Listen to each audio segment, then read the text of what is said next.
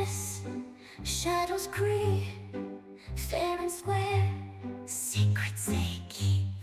Violence play, a twisted theme, a crime child like you've Welcome back to never Fair and Square seen. Files, the podcast where we dive deep into the most fascinating legal cases currently afloat. I'm your host, Lulu Bell. Thank you so much for your time today.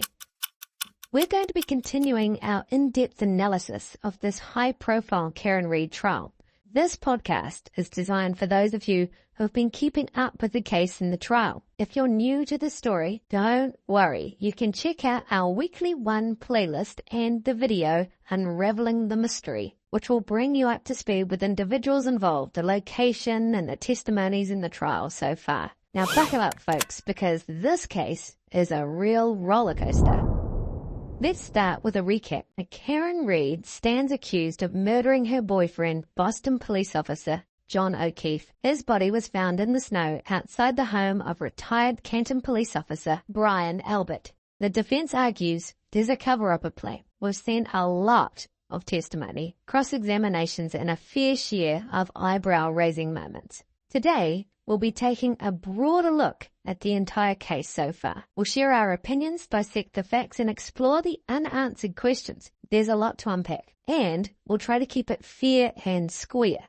Let's revisit some of the key details that have been causing quite a stir. First, it's a confirmed fact that the family dog, a German Shepherd, a pet for several years, Chloe, was rehomed shortly after the incident, and we're talking a month or two. It is also important to point out that this dog had been involved with another altercation prior to the incident in question. So, of course, they're saying that that dog had a history of an aggressive history, and so therefore rehoming it seemed like the best option. This alone is quite intriguing considering how quickly that happened. Now, why that's important is because the defense maintains that the dog had something to do with the injuries sustained to JohnOKeefe's upper arm. The Alberts, however, definitely maintained that the dog was only rehomed because it had been involved in another altercation, a dog attack in fact, when it had escaped from the backyard, fully fenced-in backyard, and roamed the neighborhood. Obviously another dog had come across, territorial. There'd been some sort of dog fight. Two people tried to break up the dogs and were in fact injured and consequently ended up in hospital as a result of the injuries. To what degree, I'm not entirely sure. However, it's severe enough, isn't it? So is this just a case of the Alberts thinking, we know this dog has a history of aggression, we don't want to open a door to the defense, and so therefore we have to cut our losses and rehome the dog, our pet, from several years. As difficult as that is, we don't want to give the defense any ammunition in this trial. You know, whether the dog was involved or not, you could kind of see why they would do that. Although, having been a pet owner for many, many years, I can say that it's extremely difficult to rehome an animal once it's been part of your family for so long. So that could not have been an easy process for them. Now, another confirmed point is the fact that they sold that house, the location of the incident, that terrible tragedy that morning, shortly after the incident. The Alberts have gone on to say that they intended to sell that property at least a year before the incident, and it wasn't a motivating factor.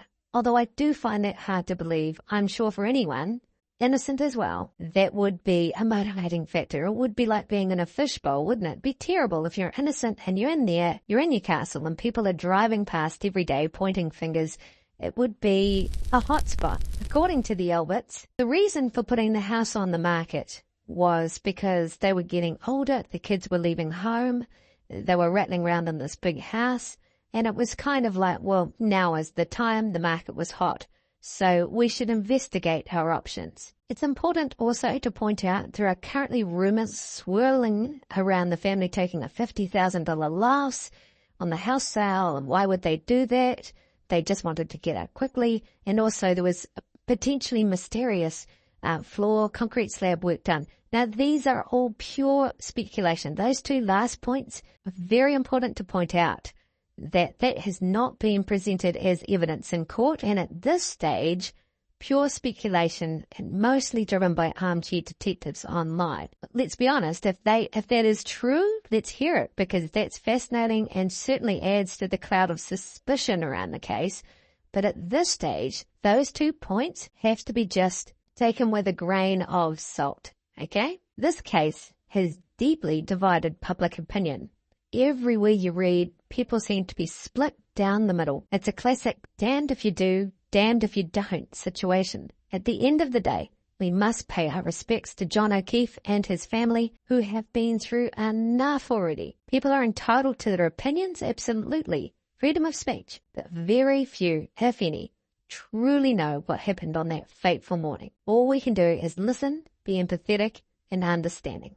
One of the most contentious points has been the timing and sequence of events. Witnesses recount leaving the party, the discovery of O'Keefe's body, and the aftermath. Each testimony sheds light on different aspects, but also raises more questions. The defense claims a cover-up involving multiple family members, while the prosecution sticks to their narrative of an intentional hit-and-run. The defense has put a lot of pressure on these witnesses, questioning their recollections and pointing out inconsistencies. This is where the cross-examination get really heated. The defense is trying to paint a picture of coordinated effort to hide the truth.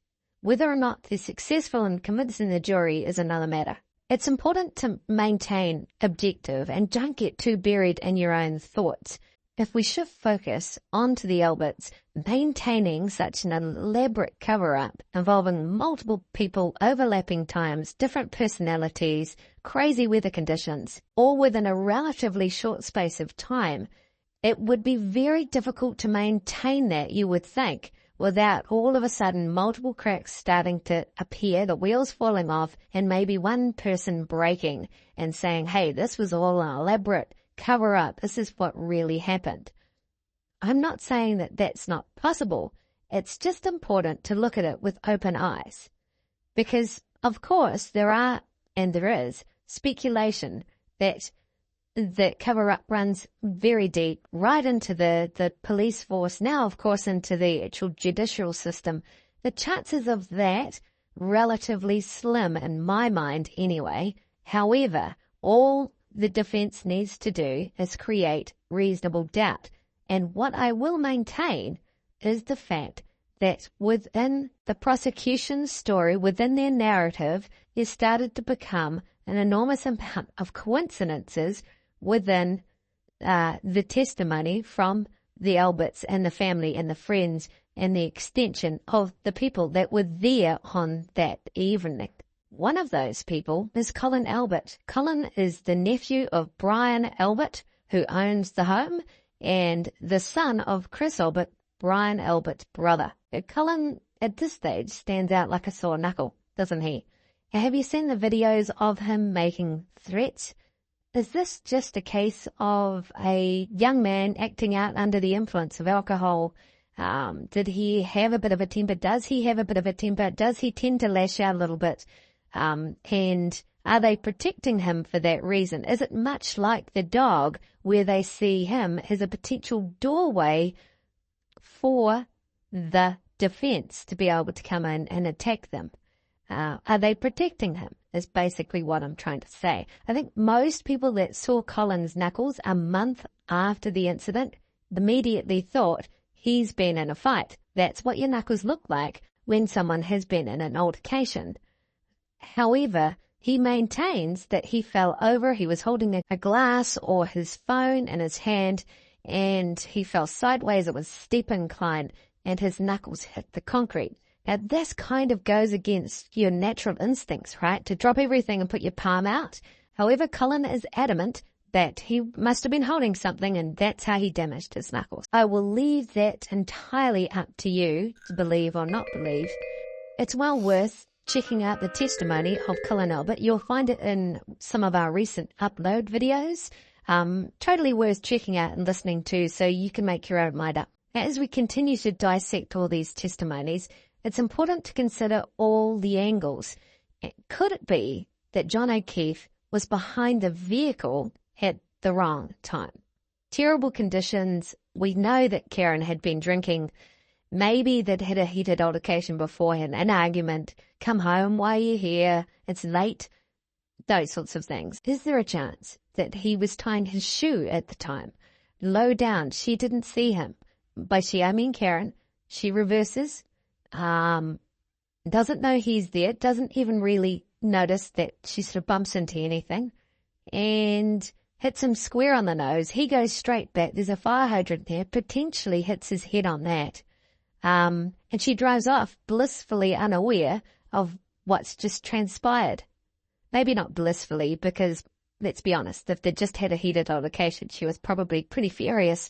That aside, was this an accident? A complete accident? And both sides are being honest about their account, bar a few little discrepancies and a few coincidences, maybe all sort of trying to protect their own, behinds. But at the end of the day, no one really knows what happened to him because it potentially was an accident.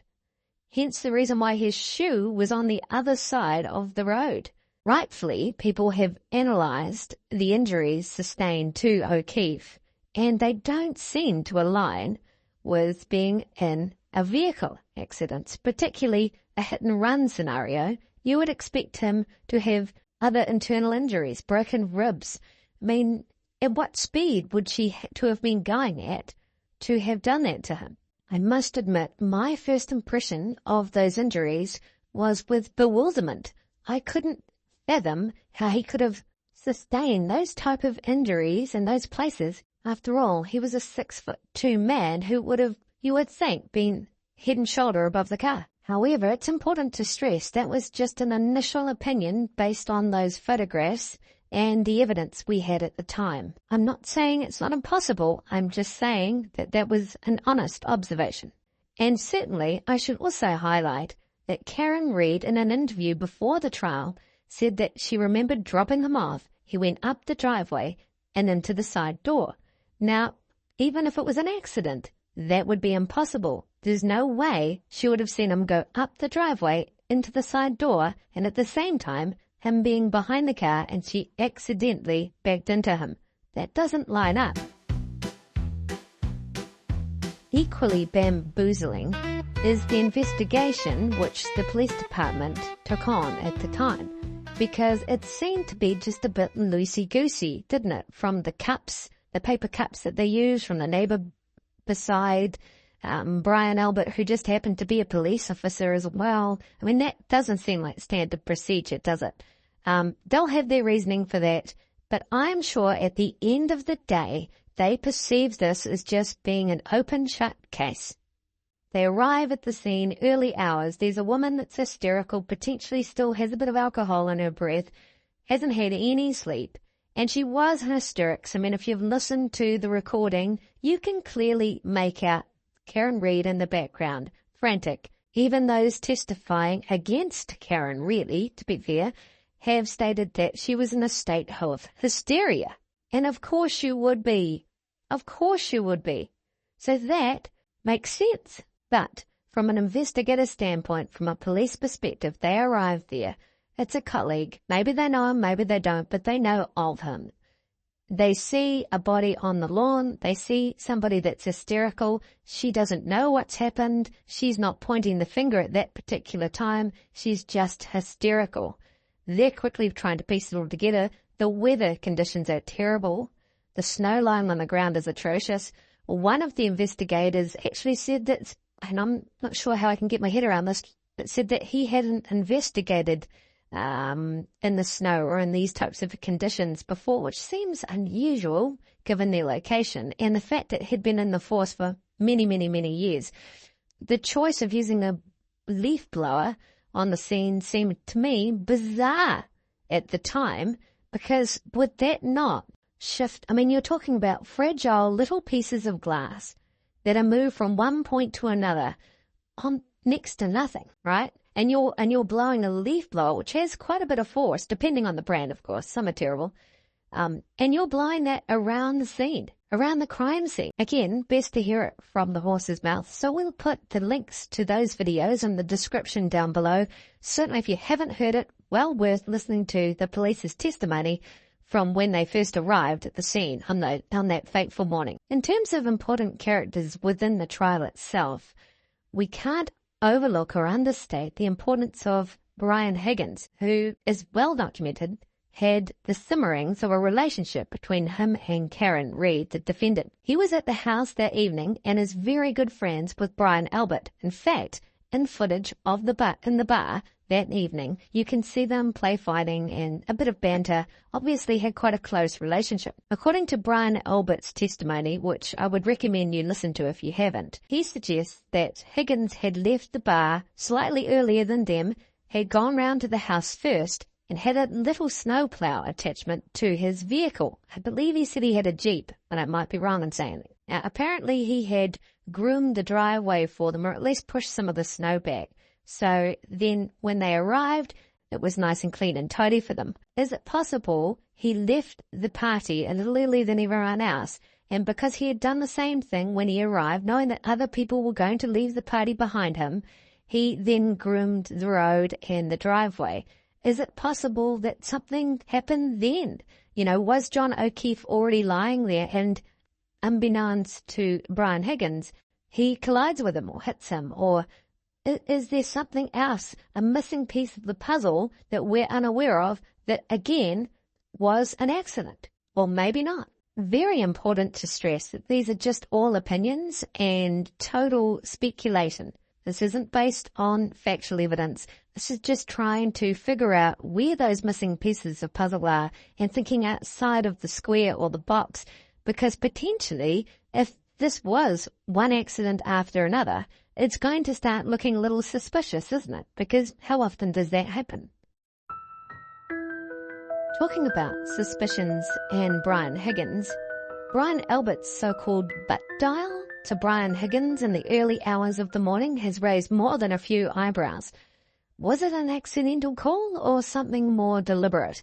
It was only for a few seconds, but it was certainly long enough, and Brian Higgins had called back immediately, apparently. He missed that call, Brian Albert, apparently. I think we've all done it at some point, haven't we? Now, if you haven't listened to the testimony, I would highly recommend, once again, listen to Brian Albert's testimony.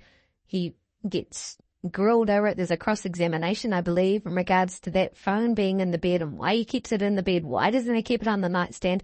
Look, some people do. Like, I've listened to multiple podcasts in the past and I've fallen asleep with my phone in my bed. And I think most of us that own a cell phone at some point have experienced accidentally calling somebody because the screen's been open, you've knocked it, it's been in your pocket. The last person, the last text that rings through, it can happen. But where it gets a little unusual is the fact that, has it ever happened to him before with Brian Higgins? Has it ever happened to him in that type of scenario where they're in bed and he's knocked it? The screen's not locked. Where it starts to look suspicious is when you get one coincidence on top of another coincidence on top of another coincidence on top of another coincidence. It starts looking a little bit more deliberate, doesn't it? Out of all of the testimonies so far in the trial, the one that I found the most enthralling was that of Jennifer McCabe. Jennifer seemed quite agitated on the stand, almost scorned. She seemed quite angry, and maybe that's to do with the fact that she honestly believes that Karen is to blame for this, and she's upset because her family have been put through the ringer over the last couple of years. So that's totally understandable. But then, from the defence's perspective, they are saying that Jennifer McCabe is one of the key players in this cover-up, and she's the one, in fact, pulling the strings, controlling the narrative. She certainly did have plenty to say, and her memory recall was quite incredible. But then, in saying that, she's had a couple of years to go over and over and over again the information and the details, all the minutiae, and there certainly is some microscopic details that she seems to be able to recall. Before we go any further, a huge thank you to all our listeners for your support, all our watchers on the videos. That really does mean the world to us. We spend an enormous amount of time, looking through footage, listening to testimonies. This engagement that you create helps us bring you more detailed and balanced coverage of these crucial cases. From this case, we want to push on and do multiple other ones. So don't forget to subscribe, like, and share our podcast or the videos. It really, really means the world to us. appreciate the community support. If you haven't had a chance either, we are currently running a poll on the community page. Fascinating to see where people sit after 3 weeks of the trial. We've also received and read some fantastic questions. One question in particular that you might be able to help with, it keeps popping up. It's about the deleted security footage in the early hours before 5 a.m. outside JohnOKeefe's house with his Ring camera. Apparently, this is what we've read, how it's very difficult to find those articles, but there's certainly been questions regarding this. Apparently, there is footage that has been deleted off the Ring camera before 5 a.m. for a couple of hours. Now, what could be hiding in those missing hours if this is true? That's a big question, isn't it? Another peculiar detail is apparently the potential that there were angry, abusive messages from Karen Reid allegedly left on O'Keefe's phone. Now, is this true? This is another major question, and I'll tell you why. Because if she knew he was dead or badly injured, why would she leave such messages? Wouldn't that make her look guilty? This seems to go against the prosecution's narrative of malicious intent. After all, if you knew someone was dead or dying and you left them to die in the cold, why would you then go home and carry on an argument and leave those messages on that phone? It doesn't really line up. Let's also consider the possibility that the Albert family is in damage control mode, especially with Colin Albert. Protecting a young man from the consequences of his aggressive behavior could be a motive for the alleged cover-up. But does this mean they're guilty of something more? It's a tough call, and one that the jury will have to make based on the evidence presented. Now, of course, as this trial unfolds, we're going to hear expert testimony, and I think that could be pivotal. That could be the point of difference, the smoking gun in this case. We're going to continue to peel back the layers of this case in our next episodes. Now, remember, this is not just about the legal battles, but also about seeking the truth and understanding the human stories behind these events. That's all for today's episode of the Fair and Square Files. Stay tuned for more updates as we continue to follow the twists and turns of the Karen Reid trial. Until next time, be careful out there.